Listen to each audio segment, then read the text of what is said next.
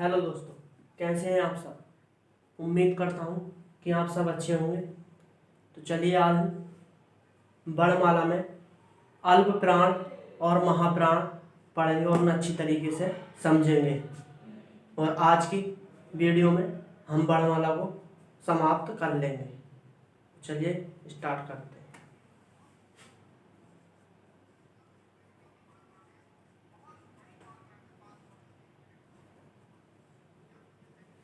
इसमें पहला पॉइंट है हमारा अल्प प्राण।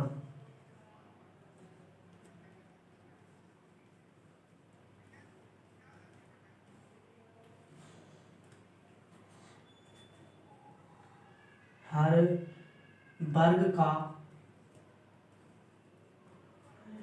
पहला कोमा तीसरा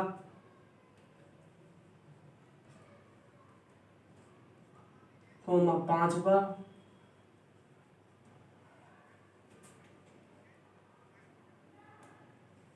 वर्ण प्लस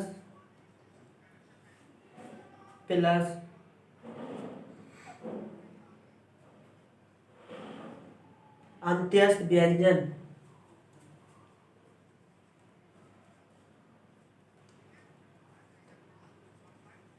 व्यंजन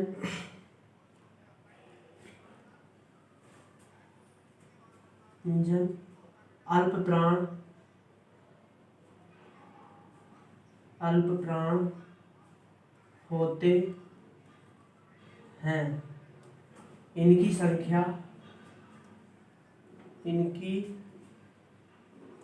संख्या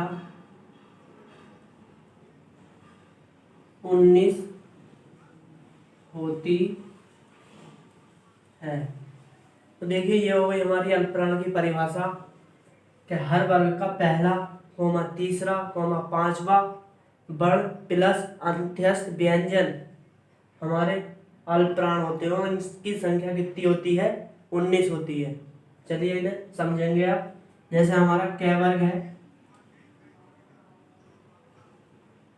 क वर्ग में हमारा क, ख, ग, घ, ण। च वर्ग देखेंगे,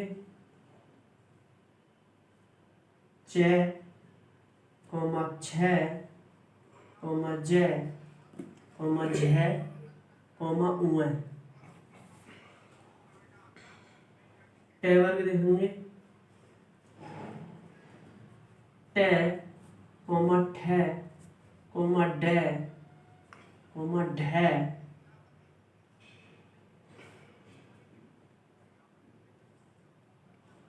कोमा ण।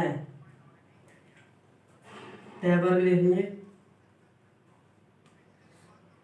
त, कोमा थ, कोमा द, कोमा ध, कोमा न। प वर्ग, प, कोमा फ, कोमा व, कोमा भ, कोमा म। तो देखिए, अल्प प्राण याद करने के लिए हमें एक कोड याद रखना पड़ेगा। इसका कोड होता है हमारा 135। कहने का मतलब पहला तीसरा पांचवा, तो हम इसे लिख लेंगे 135। हमारा ये अल्प प्राण होते हैं 135। तो यानी कि हमारा क, ग और ण हमारा क्या होगा? अल्प प्राण होगा। यही नियम हमारा सभी वर्गों में लगेगा।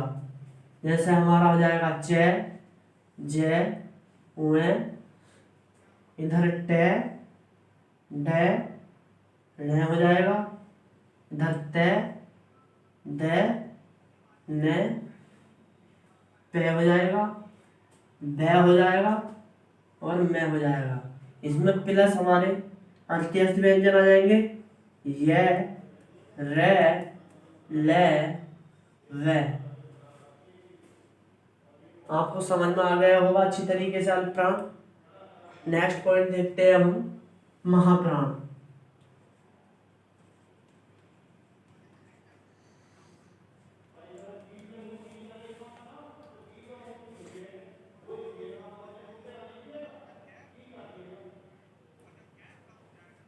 हर वर्ग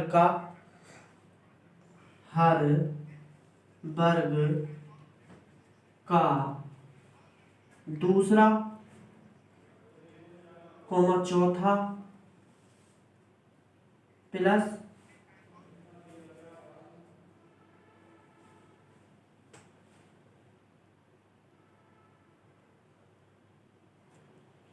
ऊष्म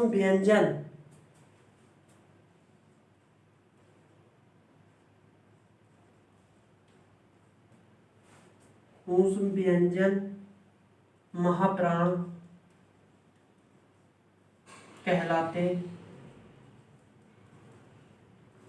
हैं। इनकी संख्या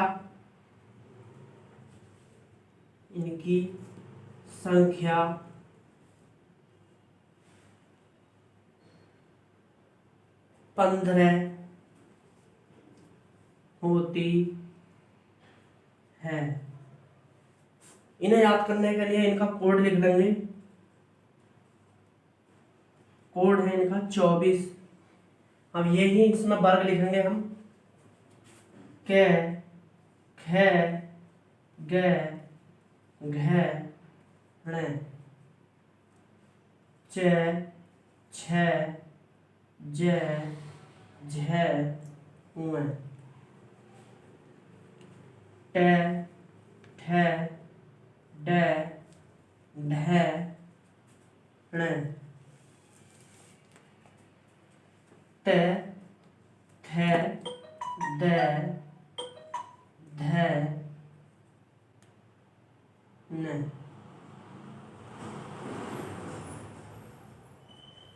नेक्स्ट प फ व भ में। देखिए हमने बताया था महाप्राण के लिए कि हर वर्ग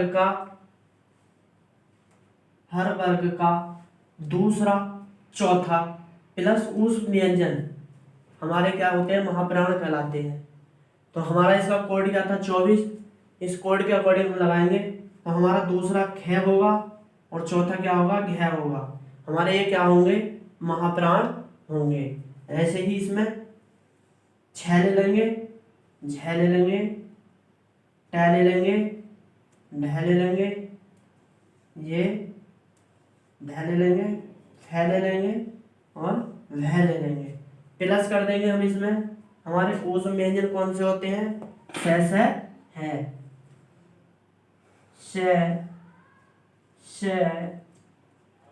श और है।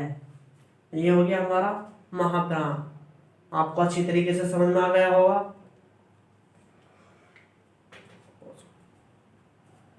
स्वरतंत्रियों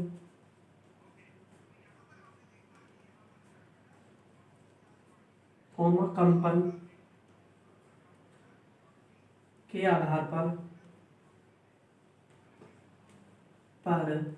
व्यंजनों को दो भागों में बांटा गया है। नंबर पहला हमारा घोष पब्लिक सघोष।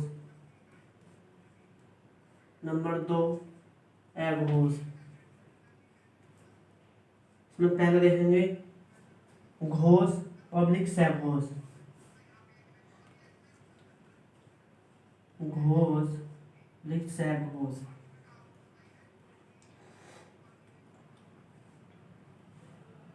जिन वर्णों के उच्चारण में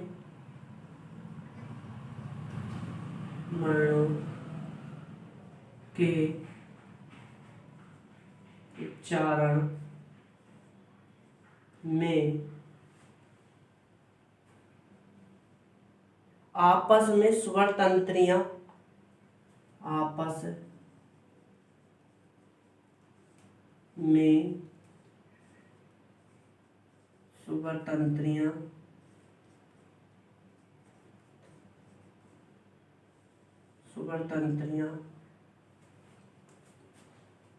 कंपन, कंपन झंकृत करती हैं,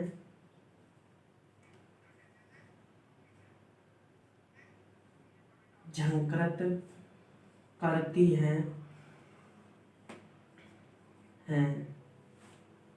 या हर वर्ग का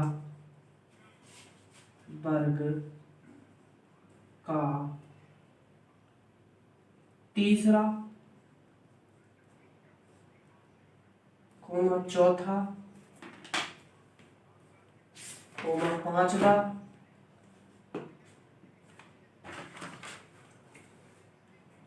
प्लस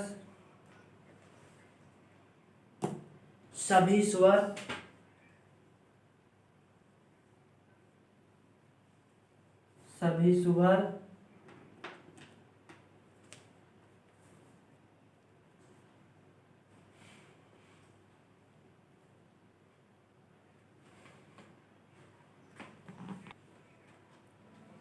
प्लस हमारे अंत्यस्थ व्यंजन,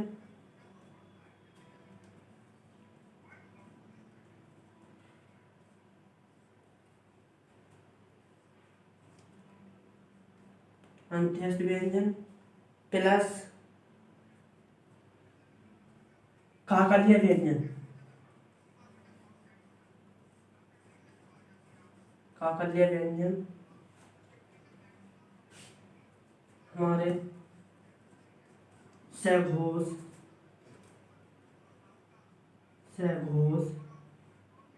कहलाते हैं। देखिए इसे एक बार फिर से समझेंगे परिभाषा को। जिन वर्णों के उच्चारण में आपस में स्वर तंत्रियां कंपन झंकृत करती हैं या हर वर्ग का तीसरा चौथा पांचवा प्लस सभी स्वर प्लस अंत्यस्थ व्यंजन प्लस काकल्य व्यंजन हमारे सघोष कहलाते हैं। इसका कोड लिख लेंगे। कोड है हमारा 345। चलिए इसे समझते हैं वर्गों के माध्यम से। के, खे, गे, घे, घे, चे, छे, जे, झे, उए, टे, ठे, डे, ढे, णे, ते, थे, दे, धे, ने, पे, फे, वे, धे, में। इसमें देखिए हमने बताया कोड 345, तो कह सकते हैं गे हो जाएगा, जय हो जाएगा, हर वर्ग का तीसरा चौथा पांचवा लेना है हमें। हमारे तीसरे चौथे पांच में ये आ रहे हैं जिन्हें मैं गोल कर रहा हूँ, अंडरलाइन कर रहा हूँ। ये हमारे सारे ही क्या कहलाएंगे, सघोष या घोष वर्ण कहलाएंगे। हमने इसमें बताया था आपको सभी स्वर, तो इसमें जैसे ए, आ, ई, उ, ओ, ऋण, ए, आई, ओ और आओ हमारे आ जाएंगे। अंत्यस्थ व्यंजन हमारे ये रे, ले, वे आ जाएंगे। काकल्य व्यंजन हमारा है होता है, केवल है आ जाएगा। ये हमारे सारे ही सघोष व्यंजन आ चुके हैं और इनकी टोटल संख्या सघोष व्यंजनों की हमारी 31 होती है। यानी कि टोटल संख्या, टोटल कितने होते हैं हमारे 31 होते हैं। नेक्स्ट देखेंगे अब हम एवोज।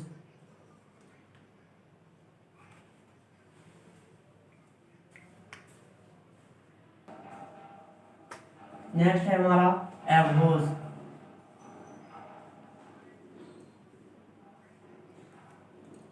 इसमें देखते हैं जिन वर्णों के उच्चारण में आपस में स्वर तंत्रियां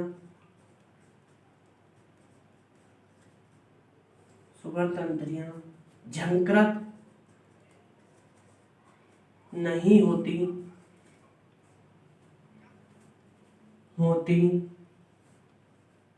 या हर वर्ग का पहला, दूसरा वर्ण प्लस ऊष्म व्यंजन,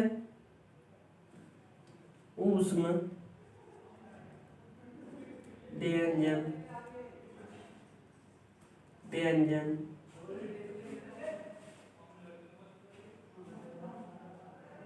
हमारे एवोज होते हैं। इनकी संख्या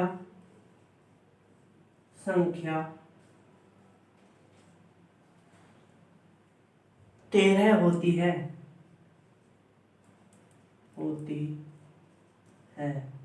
इसका कोड होता है 12। देखिए परिभाषा इसकी फिर से समझेंगे।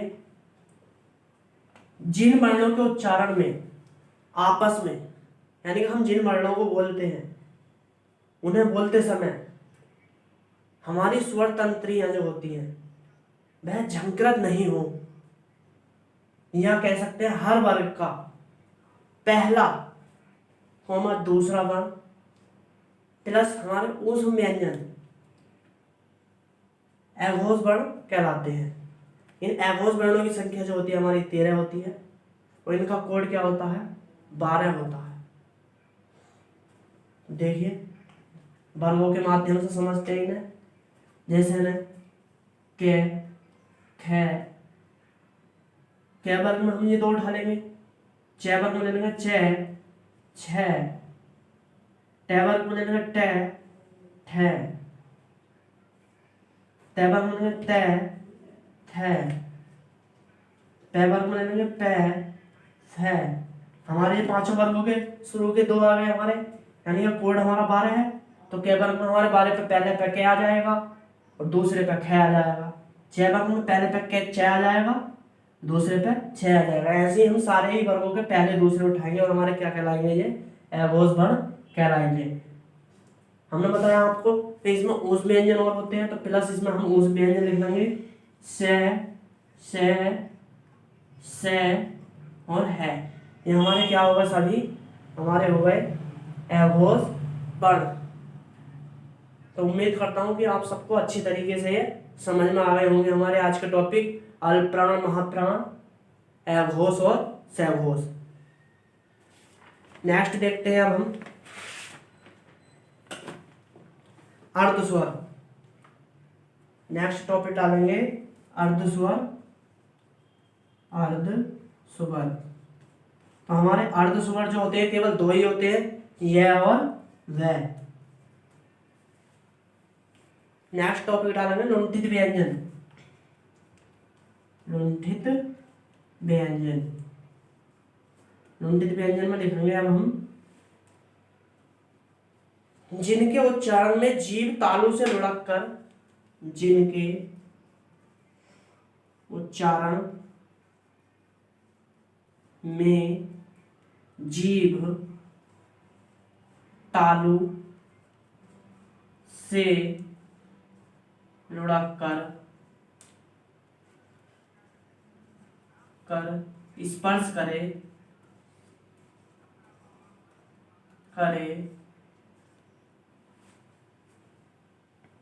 वह लुंठित व्यंजन कहलाते हैं। वह लुंठित व्यंजन कहलाते हैं। लुंठित व्यंजन हमारा केवल ल र होता है, र होता है। देखिए जब हम र को बोलेंगे तो हमारी जो जीभ है वह हमारे तालु से लुढ़क कर क्या है, स्पर्श करेगी, तो इसलिए हम र को लुंठित व्यंजन बोलते हैं। नेक्स्ट लिखेंगे पार्श्विक व्यंजन।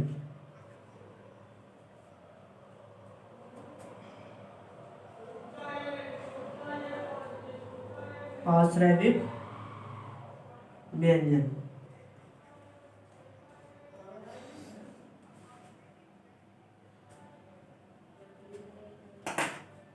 इसमें लिखेंगे जिनके उच्चारण में हवा जीव के, जिनके उच्चारण में हवा जीभ के पार्श्व बगल से निकल जाए, पार्श्व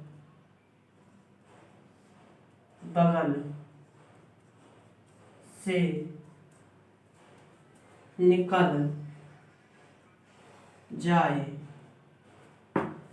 वह हमारे क्या होते हैं, पार्श्विक व्यंजन कहलाते हैं। निकल जाए वह पार्श्विक व्यंजन कहलाते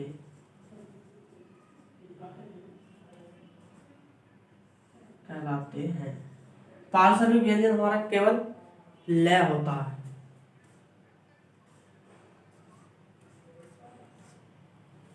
इन्हें पार्श्विक भी बोलते हैं और पार्श्विक भी बोलते हैं, तो इससे कंफ्यूज नहीं होना। नेक्स्ट देखेंगे काकल्य व्यंजन।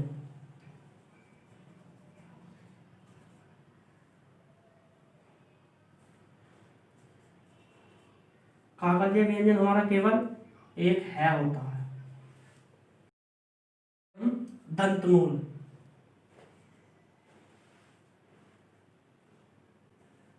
दंतमूल को याद करने के लिए एक शब्द का प्रयोग करेंगे हम, सरल। देखिए इसमें हमारे दंतमूल स होता, र होता, ल होता है। नेक्स्ट देखेंगे उच्छिष्ट व्यंजन।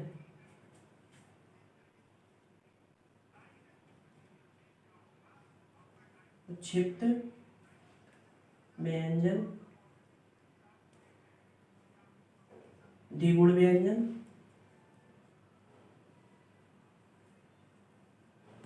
द्विगुण व्यंजन ऑब्लिक विकसित व्यंजन।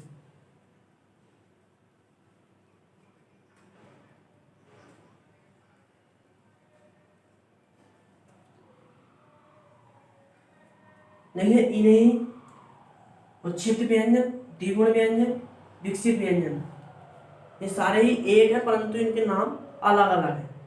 तो ये हमारे होते हैं ड और ढ। नेक्स्ट देखेंगे अब हम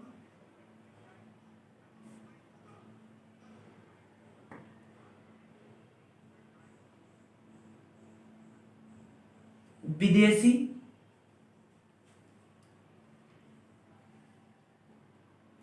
आगत, नवीन विकसित ध्वनियां,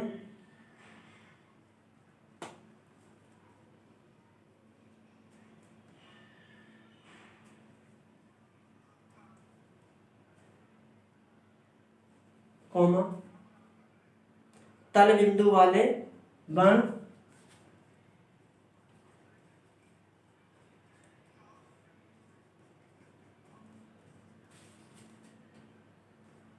कॉमा ऑब्लिक ग्रहित वर्ण ऑब्लिक अरबी फारसी।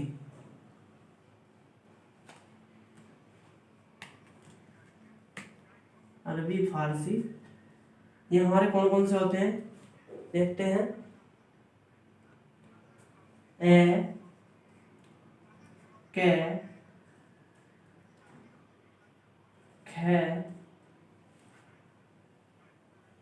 जे और फे। जे और फे।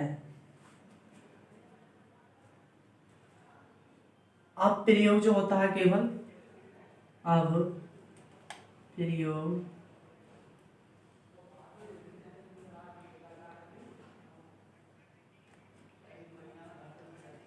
हमारा फे का होता है। देखिए इसे फिर से समझेंगे।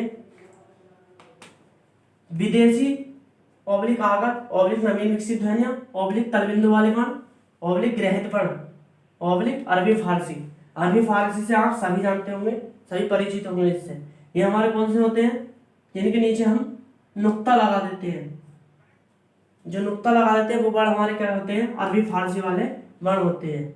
अब इनका प्रयोग केवल ठेका हो रहा है वर्तमान में। तो इसमें मैं एक बात और नोट कराता हूँ। नोट में लिखेंगे नुक्ता लगाने की प्रक्रिया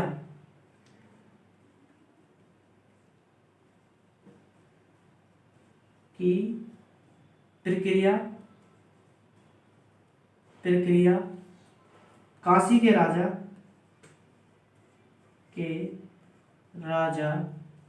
शिव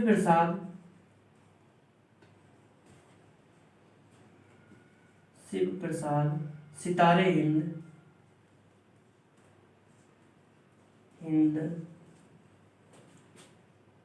ने की। ये हम जो नुक्ता लगा देते हैं जैसे मैंने यहाँ लगाया है ए के नीचे कै के खे के जै के और खे के। ये नुक्ता लगाने की प्रक्रिया जो करी थी सबसे पहले प्रारंभ वो हमारे काशी के राजा थे शिव प्रसाद सितारे इन्होंने ही की थी। नेक्स्ट देखेंगे अब हम संयुक्त व्यंजन। संयुक्त व्यंजन संयुक्त व्यंजन हमारे छह ज्ञ होते हैं। छह